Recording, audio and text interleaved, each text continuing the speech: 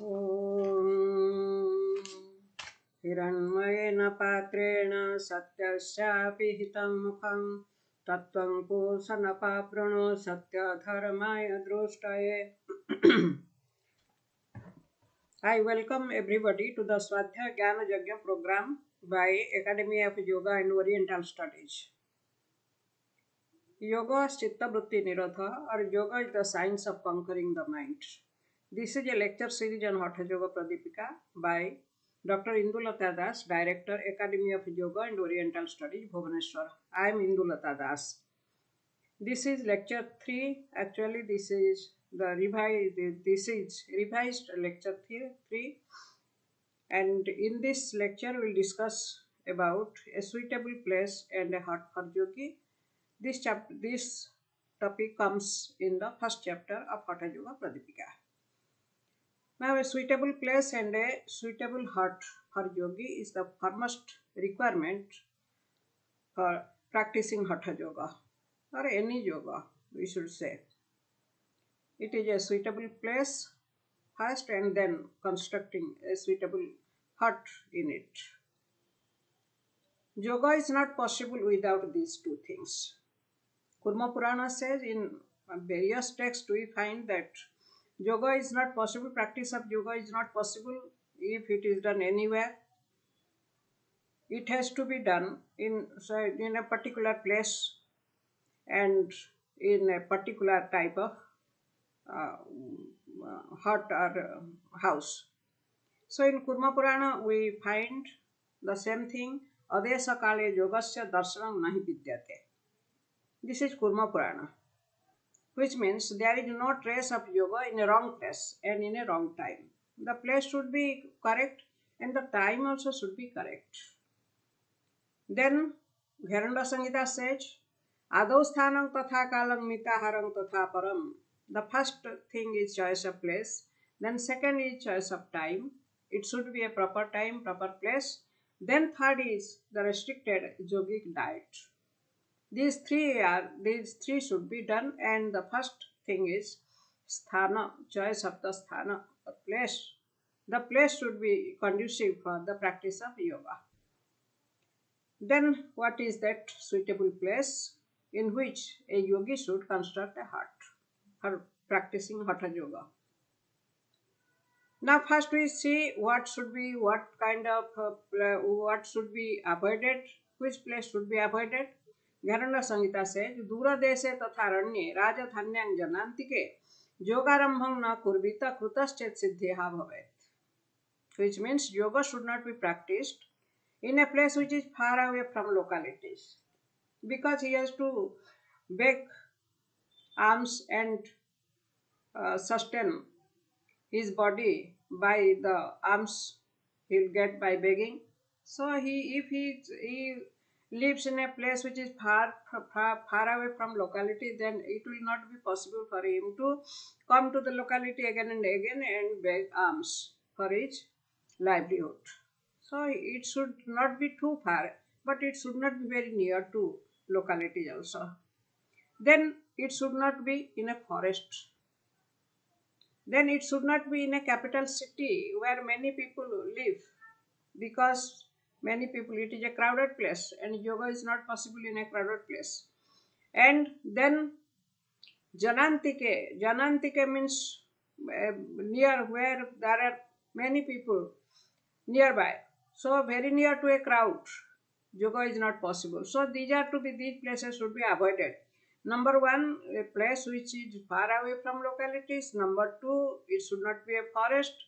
And number three, it should not be a capital city. And number four, it should not be very near to a crowd.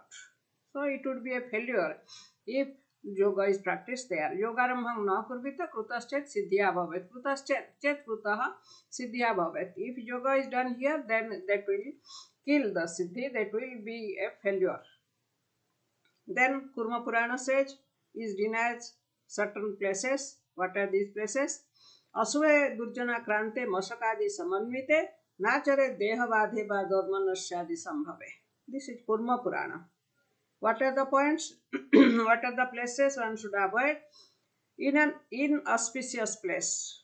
yoga should not be done if the place is not auspicious. For example, smasana, it is not an auspicious place. So this place smasana has been written also, mentioned also in Kurma Purana, that one should not practice yoga in smasana. Then where wicked people live, Durjana Krante, where wicked people live, they are a problem for the practice of yoga.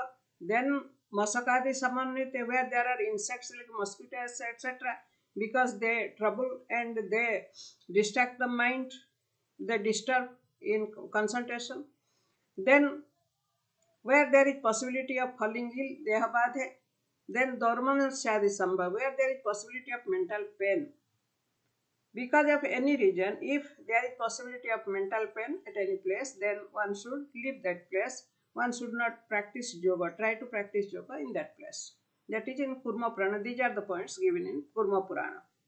Now, what is the ideal place in Hatha Yoga Pradipika? We are actually discussing about Hatha Yoga Pradipika, but if we compare and contrast with other text, then the picture will be clear and we shall have depth of knowledge.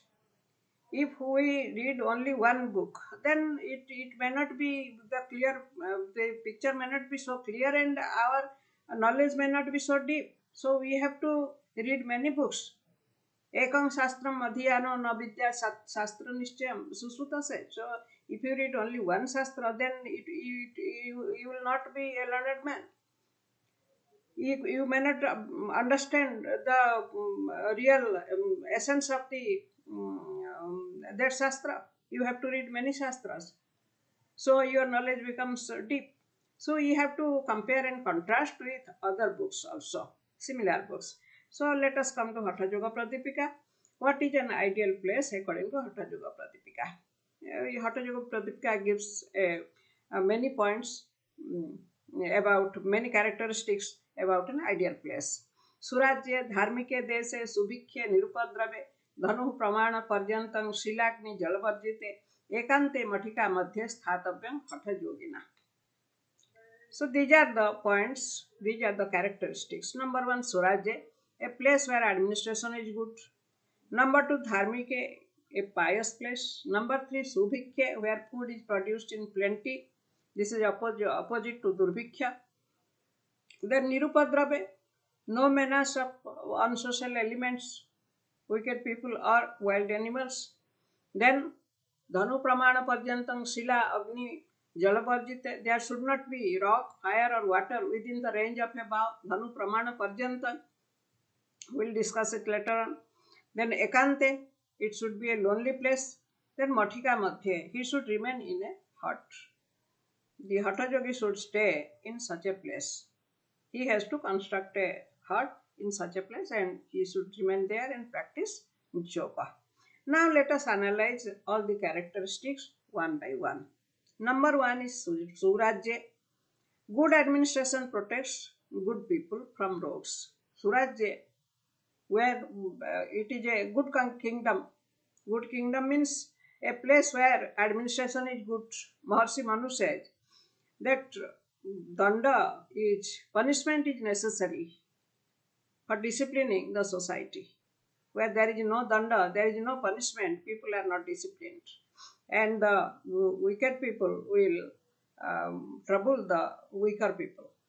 Jadina pranayat raja dandang dande swatandritaha shure masyani pakshan durbalan balvattaraha. If the ruler does not punish the punishable without delay, so punishment should be given immediately. A person who commits any crime, he should be punished immediately without delay. Otherwise, the powerful would roast the weak people, like fish is roasted in a grill. The powerful people, wicked people, they will roast, they will trouble, they will destroy the weak people, or they will roast.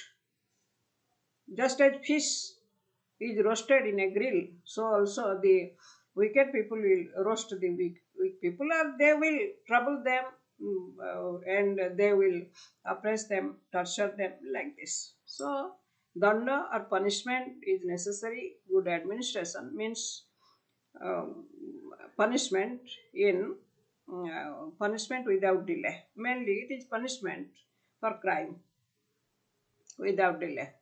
So, where there is punishment, where there is discipline, one is physically safe, and the spiritual activities, we can do spiritual activities without problem.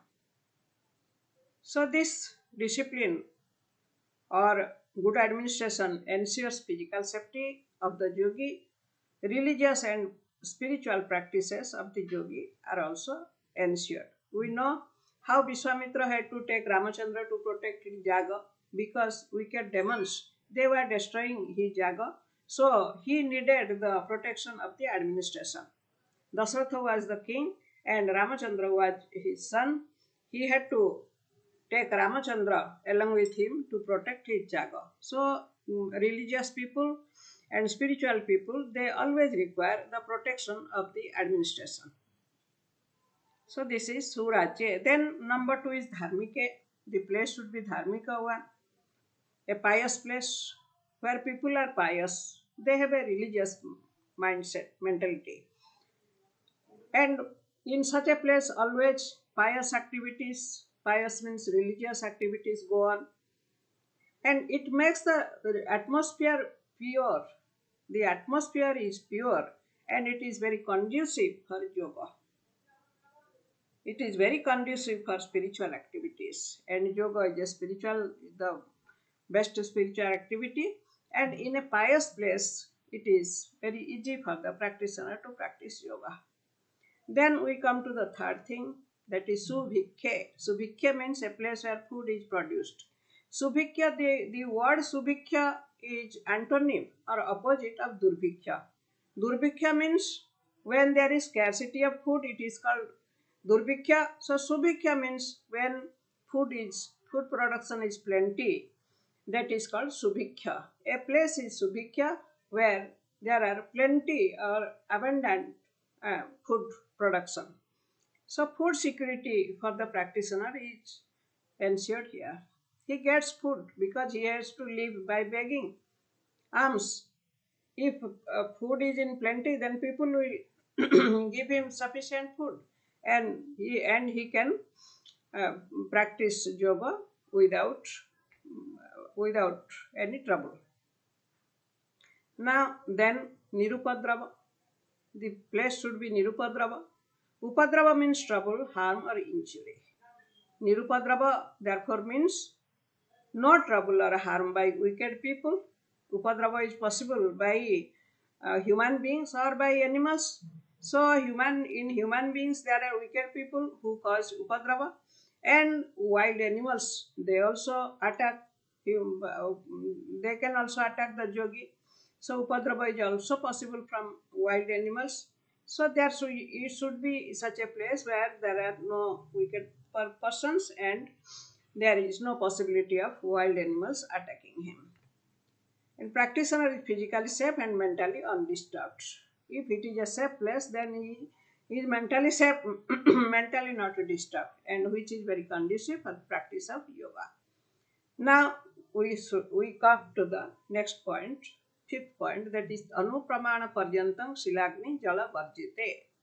Dhanu Pramana Paryantam, there should not be rocks. Sila, Agni means fire, or Jala, water, within the range of a bow. There should not be rocks, fire, or water within the range of a bow. Now let us discuss it, analyze it, because many people have misunderstood it and they have misinterpreted it. Therefore, I am going to explain it very elaborately. I will explain it. The word pramana has multiple meanings. Dhanu pramana. So they say they take the word pramana to mean length.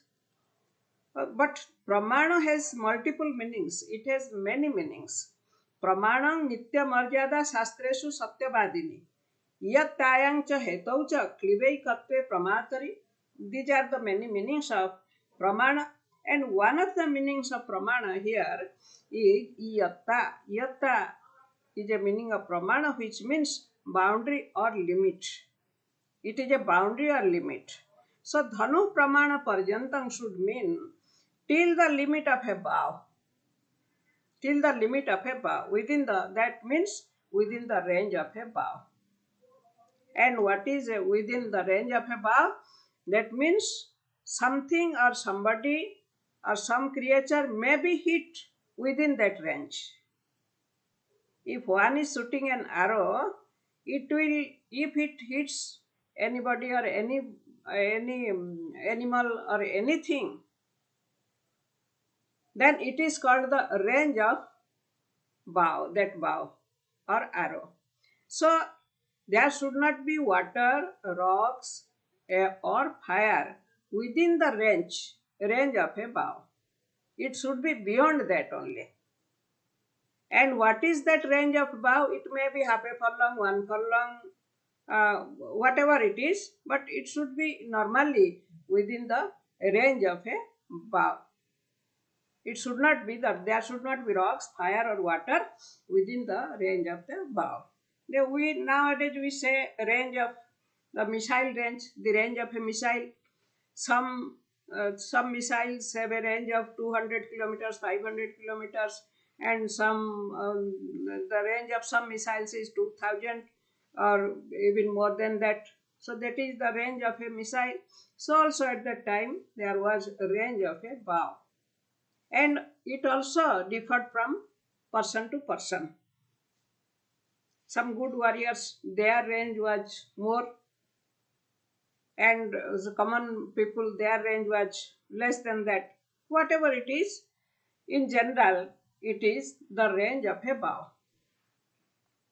So this is dhanu pramana paryanta. But there is misunderstanding in understanding. People misunderstand this word, this phrase, this expression. They say dhanu pramana paryantam shilagni jalapardite. By pramana they mean length only. By pramana they mean length only, and they say that length of a bow is 4 feet. And they derive the meaning that rocks, fire, and water should not be. Here water means natural source of water, like a pond or a river, like this. So there should not be rocks, there should not be fire or any natural source of water within 4 feet from the place. So according to them, the distance is 4 feet from the place. After 4 feet, it may be there. Water may be there, water source may be there, or rocks may be there, or fire may be there. This is the misunderstanding of the statement. Dhanu pramana paryantam shilagnim jalapardite is absolutely misunderstood here. It cannot be the length of the dhanus. Because, and again, dhanu is not only 4 feet long. There are also smaller, shorter dhanus, which are 3 feet long. So there should not be rocks, fire, and water within 3 feet or 4 feet from the place. This is the meaning they derive. But this is absolutely wrong. There is no doubt about it. And why it can't be so? Let us analyze it. Let us see what are the difficulties if we accept their view. Dhanu or bow has never been a measuring unit in our tradition. In our tradition, dhanu was never a measuring unit. What was the measuring unit? If the measurement is a small one, then we use angula or hasta or angula. These are the measuring units for small measurements. For example, here in Hatha Yoga Pradipika we find there is the expression, there is the mention of chaturangula vistaram hasta panchadasayatam. The cloth of a dhauti. When he has described about dhauti, he writes chaturangula vistaram hasta panchadasayatam. The cloth for dhauti should be, the breadth of the cloth for dhauti should be 4 angulas. Angula means finger, 4 finger. Its breadth should be 4 fingers. And then what should be the length of the cloth? it should be 15 hastas. Hasta is a measurement of forearm from the elbow to the tip of the finger, middle finger. This is the measurement of one hasta. So angula and hasta were the measuring units for small measurements. I have never seen dhanu being a measuring unit. For the last more than 50 years, I am reading Sanskrit and I am well acquainted with the literature, language and literature of Sanskrit. I have never seen dhanu being used as a measuring unit. So this is absolutely wrong. Here dhanu cannot be taken as a measuring unit, and dhanu pramana cannot mean the length of a dhanu. He could have written two hastas or three hastas or four hastas like that. He could have written like that. And let us see, when the measurement is not so small, if the measurement is length is much more than that, for long measurements, we use yojana or krosa. Krosa and yojana. These are the units for measuring long distances. For example, Navajojana Sahasra Vistarosya Mahamune Vishnu Purana. In Vishnu Purana, we find in many places where there is a measurement of long distance, we find Yojana and Krosa. So Yojana is used.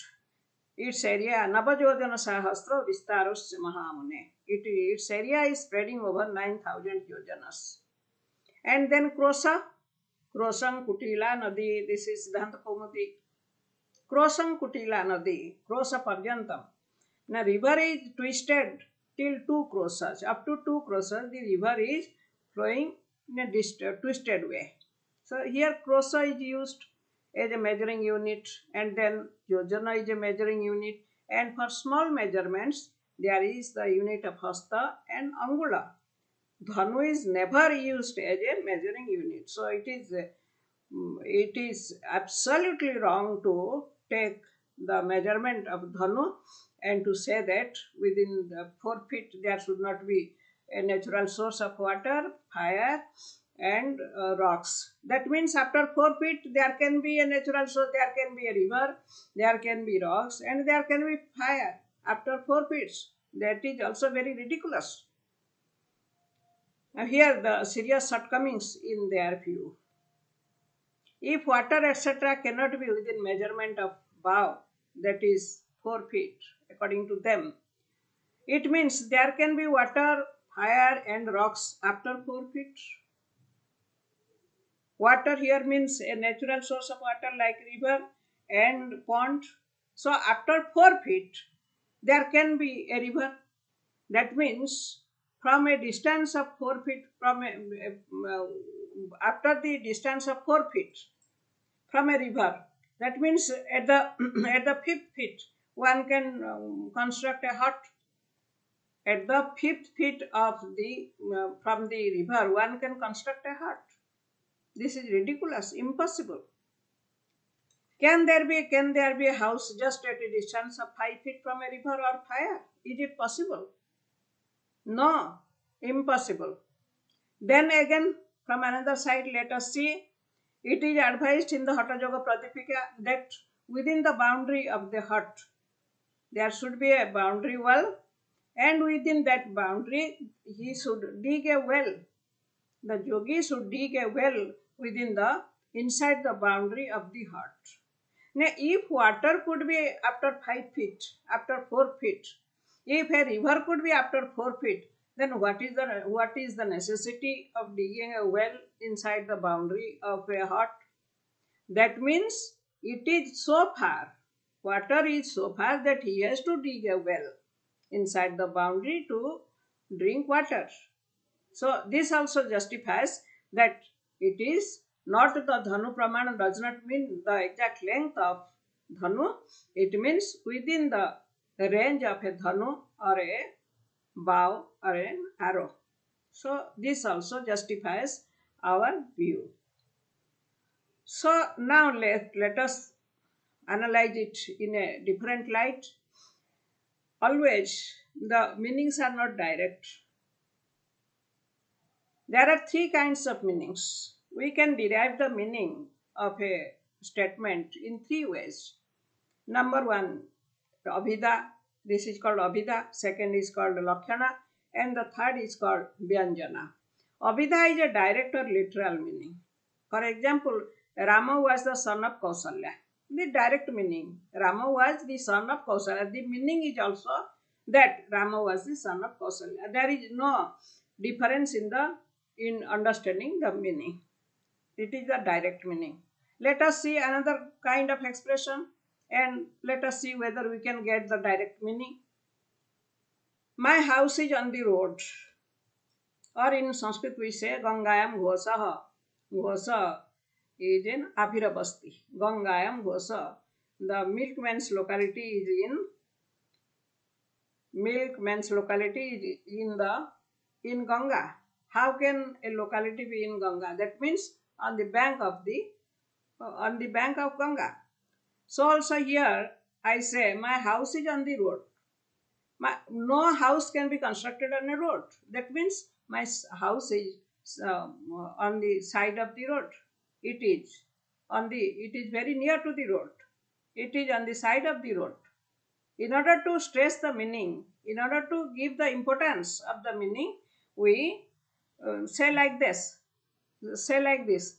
Suppose we call taxi or auto. Auto cannot hear. Taxi cannot hear. The direct meaning is here. The direct meaning is not derived directly. We can't get the meaning directly because an auto cannot hear, a taxi cannot hear. So we have to stretch the meaning. So the auto driver or the taxi driver, we are calling the auto driver or the taxi driver. This is the stretched meaning. We have to stretch the meaning and it is called Lakshana. And then there is Vyanjana, which is suggestive meaning. Something is said and something else is understood. There is no stretching, there is no stretching, there is suggestiveness. So the mother says to the children, it is evening, children, it is evening. That means sit for reading, go for reading. So something is said, it is said that it is evening, but something is understood. Sit for reading. This is understood meaning. This is suggestive meaning. So this is Vyanjana. So like this, there are three kinds of meanings. We can derive the meaning in three ways. Not always the direct meaning is not applicable. So here also when we say Dhanu Pramana Parjantam, we may use Lakshana also to get the meaning. So like this, Dhanu Pramana Parjantam has to mean that it is within the range of a bow or an arrow. So this is the fifth characteristic. Then the next sixth characteristic. In a lonely place, ekante. Lonely place has massive importance in spiritual practices in yoga. It is said in Bhagavata Mahatmya, in Padma Purana Bhagavata Mahatmya, that a person who lives alone is the happiest person. It says in Padma Purana, it is mentioned, Na chandrasya sukham kinchit, na sukham chakravartinaha. Sukhamasti viraktasya muner ekanta jivinaha. The meaning is very magnificent meaning. Indra, the king of gods, does not enjoy absolute happiness. Neither does a sovereign monarch enjoy happiness. The sage who is dispassionate, vairagya yukta, virakta, and he lives in seclusion, in a lonely place, he enjoys real happiness, absolute happiness. So a person who has no attachment for the world and he is living alone, he is the happiest person in the world. Then again in Bhagavad Gita we find the praise of loneliness. Yogi junjita satatam atmanang rahasistitaha ekaki jatachittatma nirasira parigraha. This is in 6th chapter. The meaning is the yogi should incessantly practice yoga while remaining alone in solitude, and then there are other things also. So here also Lord Krishna praises solitude. Solitude means loneliness. In many places of Gita, there is the expression of Vivikta desha sevitva, Vivikta sevi. So Vivikta means loneliness. One who remains in loneliness. He is called Vivikta sevi. So remaining alone in a lonely place, that it is very conducive for practicing yoga. Then again we come to Bhagavata. Earlier we had discussed about Bhagavata Mahatmya and Padma Purana. Here it is directly Bhagavata. It says, Vase bahunang kaloha bhavet varta dvayorapi. Eka eva chare tasmat kumarja eva kankana. Very nice sloka. It says a very practical thing. There is possibility of quarrel when many people live together, stay together. Even if there are two persons, they might talk to each other, waste their time in talking to each other. So yogi is time is very precious for yogi. So he should not waste his time, and he should not indulge in talking about worldly things. If two people are living, then also they will speak to each other, they will talk to each other. So yogi, the Bhagavata says, so one should live alone. When there is one bangle in each wrist, there is no sound. Bhagavata very nicely said, if a lady wears only one bangle in each wrist, there will be no sound at all. So also the yogi should remain alone. So there will be no sound, no quarrel, and no talking, no gossiping. He can concentrate his mind for the practice of yoga. Then the seventh characteristic, that is Mathika Madhya. A Mathika is a small hut, maybe one roomed, maybe there is only one room. The yogi should live in a Mathika, a small hut, not a big house. He should not construct a big house or a palace in a lonely place for him with all sorts of enjoyments. No, he has to lead a life of austerity. So he has to live in a Mathika, in a small hut. So he should construct a small room, small hut for him. He should also not live in the open, because he will fall ill, and therefore he should not live in the open, and he should also not construct a big house for him to live there and practice yoga. Both are detrimental. So these are the seven characteristics of an ideal place for a yogi to construct a hut. Now let us compare with other texts. As I told, if we compare and contrast with other texts, then we enrich our knowledge. So let us see Svetasvatara Upanishad. What does Svetasvatara Upanishad say? It says about the place, an ideal place for yogi. It says, Same sucho sarkara banhi baluka vivarjite shabda jalasvaya divihi manonukule natu chakhu pidane guha nivata swayane prayojayat. The ground should be even, clean, devoid of pebbles. Pebbles means small stones, fire, sand, disturbing knowledge. There should not be any disturbing knowledge. There should not be dampness. It should be a place with beautiful scenery, with sufficient air, or it may be a cave of a mountain. So these are the ideal places to live for practicing yoga. Let us see Sandilya Upanishad. Sandilya Upanishad also describes an ideal place.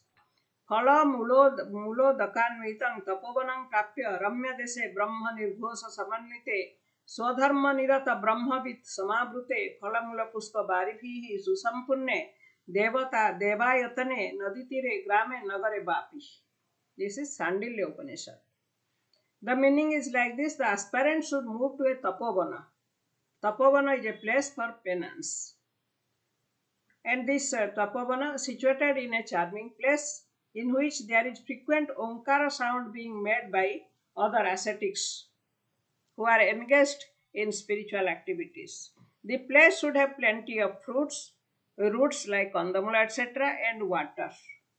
It may be near a river, in a village, or in a city, provided it fulfills other characteristics.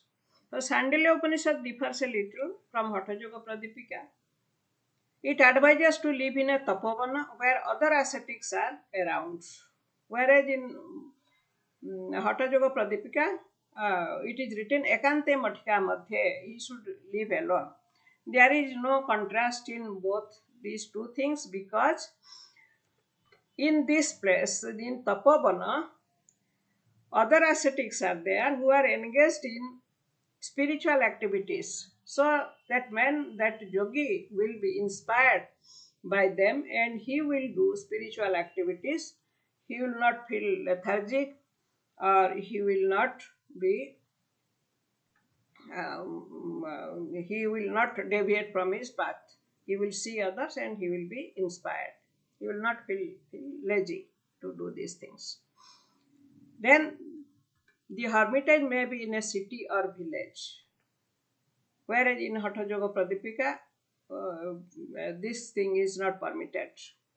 But the Sandilya Upanishad says that yes, you can live in a city or village provided it fulfills other characteristics. So that is also no problem because if there is a tapavana in a village or in a city, then he can live there and practice yoga with other ascetics. He can live with other ascetics. That is there. Now let us see Bhagavata. What does Bhagavata say? Bhagavata says, Gruhat prabrajito dhiraha punya tirtha jala plutaha sucho vivikta asino vidhivat kalpitasane. The aspirant should leave his home. First thing, he should leave his home. He should live near some pilgrimage or sacred river and regularly take bath in it. He should sit on prescribed posture. This is required for the practice of yoga. Here it is especially the dhyana yoga or meditation. In this context, in the context of meditation, this is mentioned. This is written. Now let us see Gheranda Samhita. Gheranda Samhita says, Sudese dharmike rajye subikhe nirpadrave tatrekam kutiram krutva prachirehi pariveshtitam. The aspirant should construct a hut in a good and pious place where food production is abundant and where there is no menace of wicked people or wild animals. He should build a boundary around the hut. It is more or less similar to the description of Hatha Yoga Pradipika. Now let us see Kurma Purana.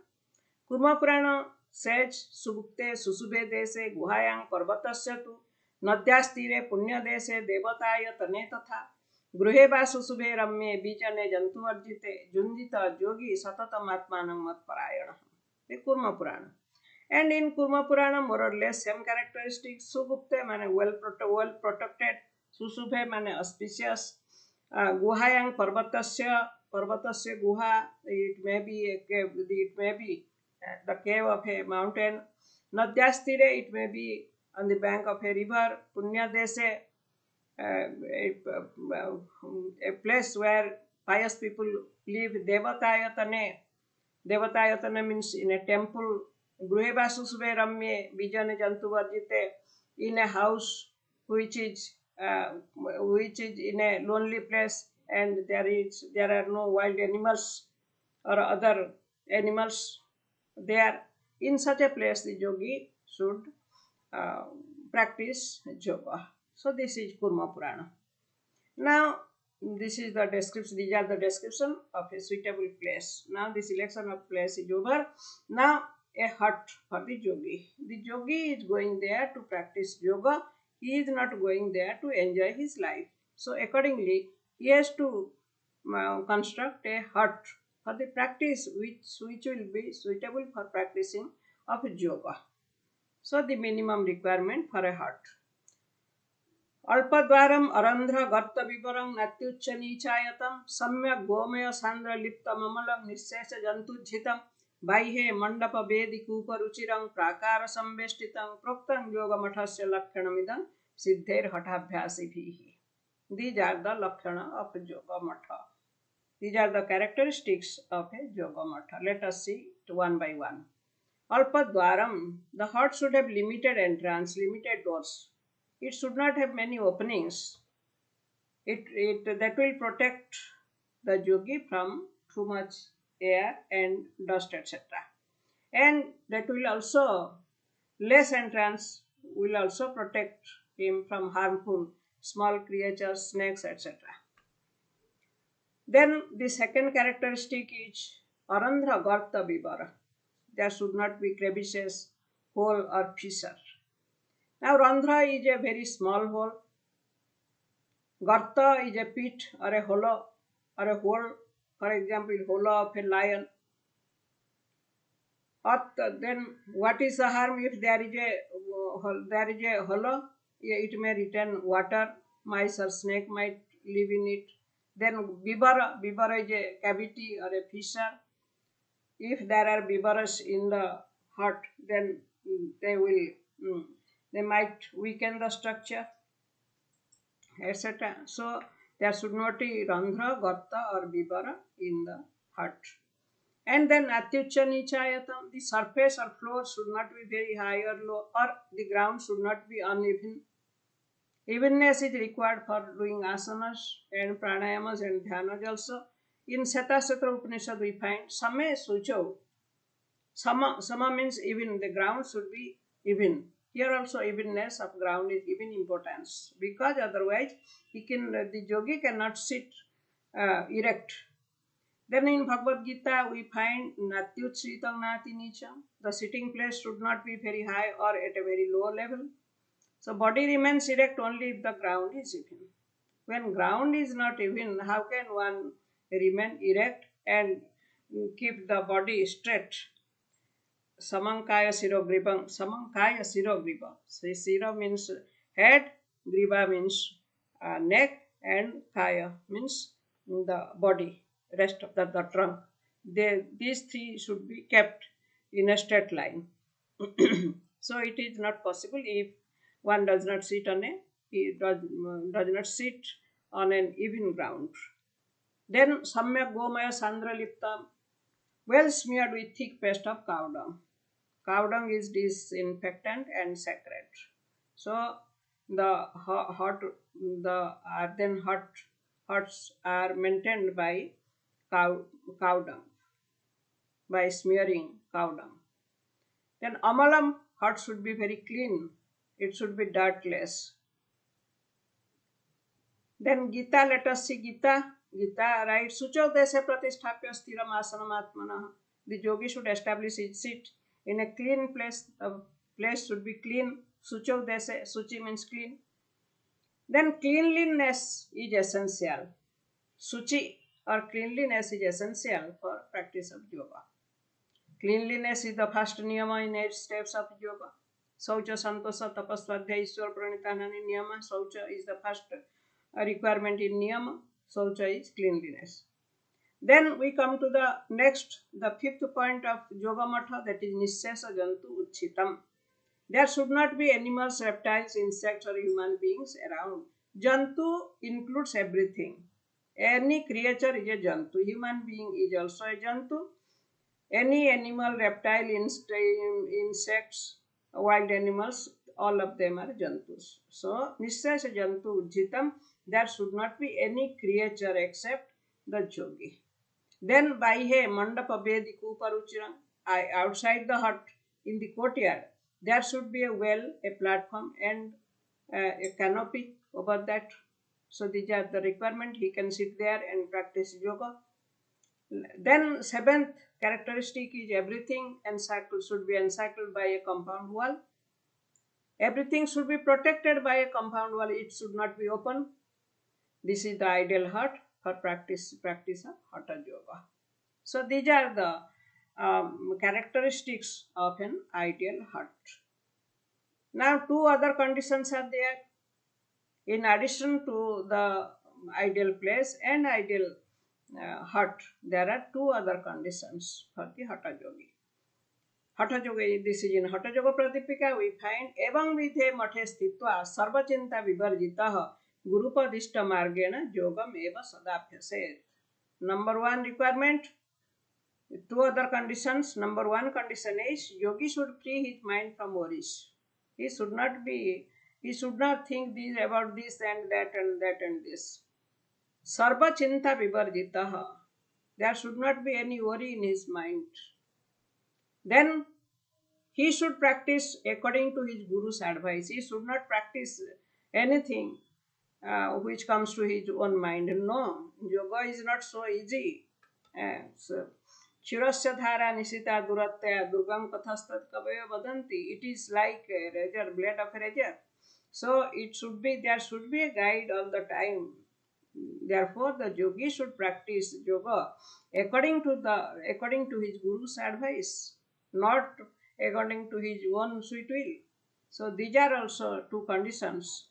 These two conditions are always associated with living in a hut in a secluded place. So characteristics of Yoga Matha in other texts are are almost more or less the same. In other texts, in many texts, in Puranas, and Puranas are great storehouses of yogic knowledge, yogic materials. So in those Puranas, in from spiritual books, we find the characteristics of yoga matha, how a matha should be constructed, how it should be maintained, and more or less the descriptions are same. If we go on quoting all the books, then it will take a lot of time, but the same thing will be repeated again and again. So, like this is a lecture on an ideal place for yoga and an ideal hut for yoga. I thank you all for listening to this lecture. If you have any question, you may write it in the comment box. I shall be happy to answer it. Thank you.